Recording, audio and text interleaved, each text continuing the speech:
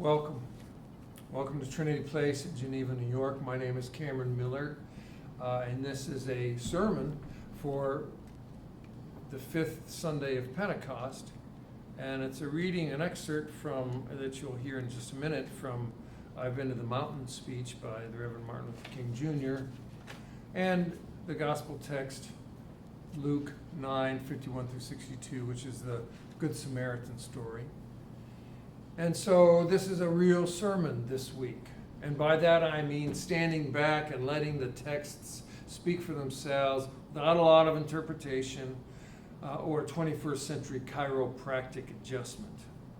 Of course, it isn't every week that we have Martin Luther King Jr. helping us out.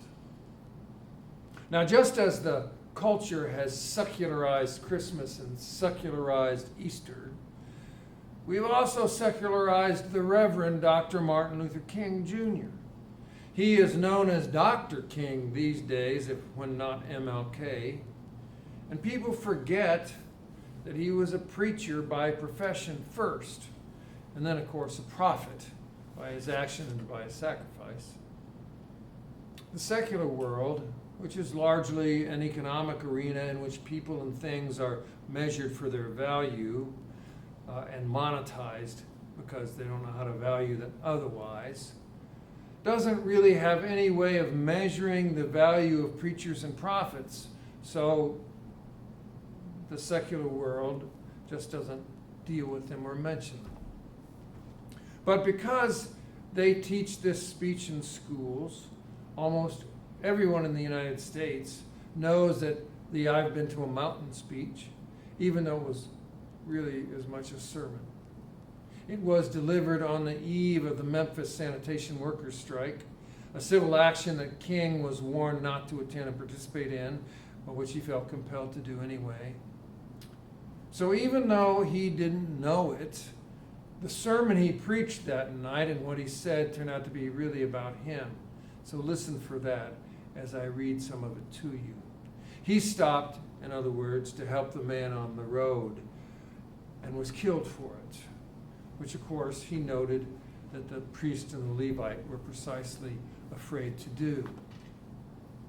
But King's last speech was indeed a sermon, and I'll prove it to you by reading some of it. It's better than anything that I could tell you about the Good Samaritan story, because in a couple of paragraphs, King just nails it.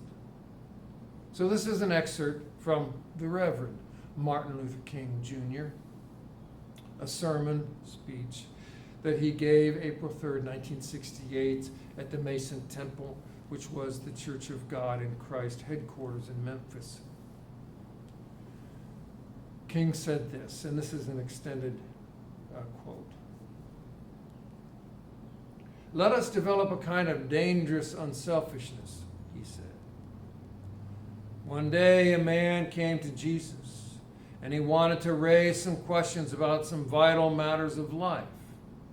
At points he wanted to trick Jesus and show him that he knew a little more than Jesus knew and throw him off base. Now that question could have easily ended up as a philosophical or theological debate, but Jesus immediately pulled that question from midair and placed it on a dangerous curve between Jericho and Jerusalem.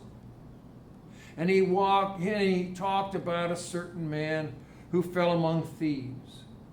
Now you remember the Levite and the priest passed by on the other side. They didn't stop to help the man. And finally a man of another race came by.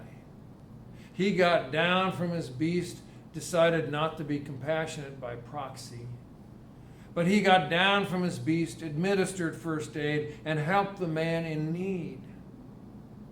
Jesus ended up saying, this was the good man, this was the great man, because he had the capacity to project the I into the thou and to be concerned about his brother. Now you know," still quoting Martin Luther King, "now you know we use our imagination a great deal to try to determine why the priest and the Levite didn't stop. At times we say that they were busy going to a church meeting, an ecclesiastical gathering, and they had to get on down to Jerusalem so they wouldn't be late for their meeting. At other times, we would speculate that there was a religious law that one who was engaged in religious ceremonials was not to touch a human body 24 hours before the ceremony. And every now and then, we begin to wonder whether maybe they were not going down to Jerusalem or down to Jericho, rather to organize a Jericho Road Improvement Association. That's a possibility. Maybe they felt that it was better to deal with the problem from the causal root systemically rather than to get bogged down with an individual effect. But I'm going to tell you what my imagination tells me. It's possible that those men were afraid. Still reading from Dr. King. You see, the Jericho Road is a dangerous road. I remember when Mrs. King and I were first in Jerusalem, we rented a car and we drove from Jerusalem down to Jericho. And as soon as we got on that road, I said to my wife, I can see why Jesus used this as the setting for his parable. It's a winding, meandering road, a really conducive road for ambushing. You start out in Jerusalem, which is at about 1,200 feet above sea level. And by the time you get down to Jericho, 15 or 20 minutes later, you're about 2,200 feet below sea level. That's a dangerous road. In the days of Jesus, it came to be known as the Bloody Pass. And you know, it's possible that the priest and the Levite looked over at the man on the ground on the side of the road and wondered if the robbers were still around. Or it's possible that they felt that the man on the ground was merely faking and he was acting like he had been robbed and hurt in order to seize them over there, lure them there for quick and easy seizure. And so, the first question that the priest asked, the first question that the Levite asked was, if I stop to help this man, what will happen to me? But then the Good Samaritan came by, and he reversed that question. If I do not stop to help this man, what will happen to him? End of quote. I don't know if you feel like I do when you hear this sermon, or this part of this sermon, but it calls me into a kind of kinship with the Reverend King that's intimate as if sitting around here in this worship space. Maybe it's because I'm a preacher too, but to me, it's like seeing the ordinary in the midst of the extraordinary and realizing the sacred has been there all along. Because you see, it's just an ordinary old sermon about a story we've heard 1,000 times. And he reminds us of what it's about in ways that are both unique to him, to his stature and his character, and also familiar to us, like cozy like an old shoe. It's just familiar old church talk, a familiar old story, wrapped in an extraordinary moment that the whole world would come to know and remember. He was one of us, just an old preacher doing what Christians do when they tell a story that's primal to the memory of what we're all about. So this story, it's now a touchstone to a man who did what Jesus did, died for us, or died because of us. Died because he asked the right question instead of what will happen to me. Now, the irony, of course, is that the Good Samaritan story was all about race. Even though race didn't exist in Jesus' day, race, of course, is a made-up construct to monetize people and enslave them, which is what a secularized world does. But in Jesus' day, there was indeed historic hatred between Judeans and Galileans and people from Samaria. It was a hatred that went back centuries to the civil war that divided Israel when Israel was actually existed as a nation. So it works as a story about racism, even though race didn't exist yet, because it was about crossing the stupid boundaries that human beings erect for selfish and evil purposes. Then there's Amos, which we also heard from this week, which unless you're watching, well, even if you're watching this as a sermon video, you might not have heard. But Amos might be my very favorite prophet. Although we don't hear from him too much in the Revised Common Lectionary.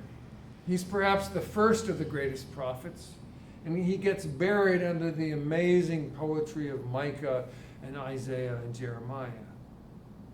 But Amos adds a perfect bookend to the Good Samaritan story framed by Martin Luther King Jr. on the other end. The thing about Amos is that he wasn't a prophet. He was a migrant worker, the guy who picked fruit in the orchard or the vineyard.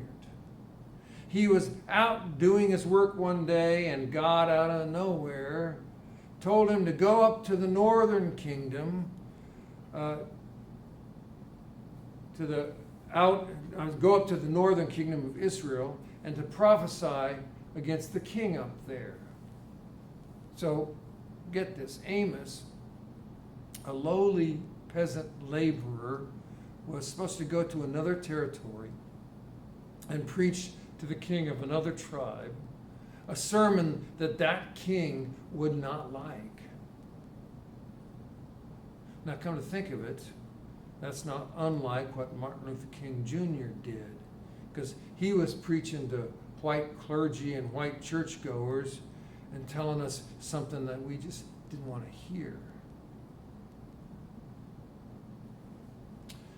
Well, this bit that we read, that we heard from Amos this week in the lectionary readings, Amos is telling King Jeroboam that his whole kingdom would be smashed and that he, the king, would die.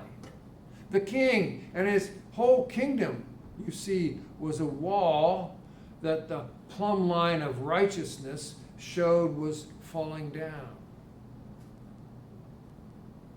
It's kind of like God showing up to the guy who sits out on our front step and smokes cigarettes.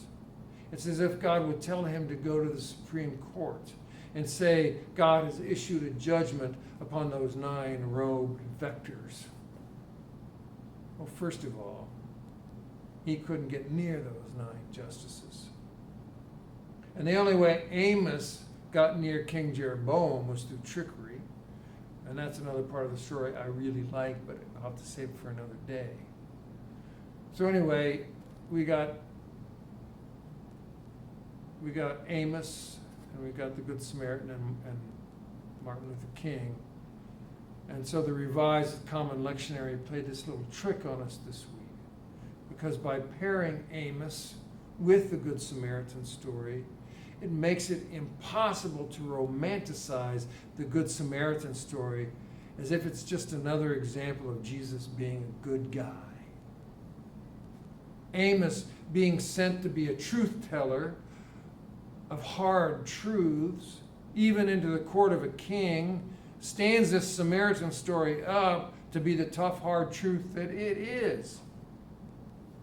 The people Jesus was telling this Good Samaritan story to hated Samaritans, the way that some white folks hate anyone who isn't white, or like any of us, who hate anyone who we don't think should be allowed to be in the United States, or any of us who hate anyone, and then act it out socially, politically, and economically.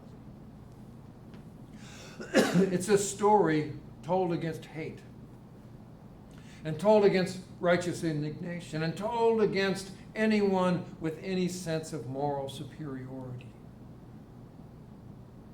Our wall is not straight. And we are falling down if we are built on hatred, or built on keeping people out, or built on keeping people down, or built on holding people back, or built on seeing any other human being as somehow less than or significantly different than we are. When the question we ask is what will happen to him or her if I do not act, then any presumed and ridiculous boundary or border between us is being stripped away.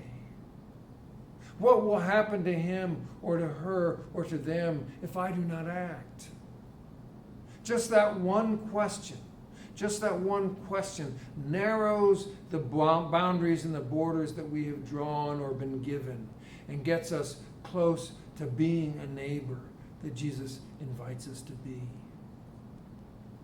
We shall love the Lord our God with our whole heart, with our whole soul, with our whole mind, and with our whole strength, and our neighbors ourselves. So, if we are here saying to ourselves, well, I don't hate anyone, dig a little deeper. If we're here saying to ourselves, well, I don't keep boundaries between myself and any other socioeconomic, racial, or ethnic group, dig a little deeper. If we are here saying to ourselves, well, I wouldn't be afraid to help the downed Samaritan, dig a little deeper. That is what we are meant to do as a spiritual community gathered in the name of Jesus. Dig a little deeper in thought, word, and deed.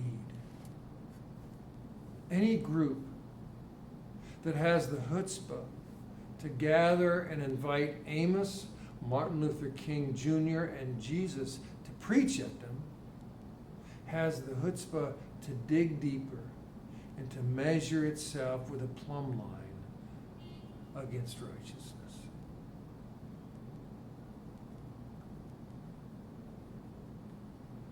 Thank you so much for being part of this, and peace be with you.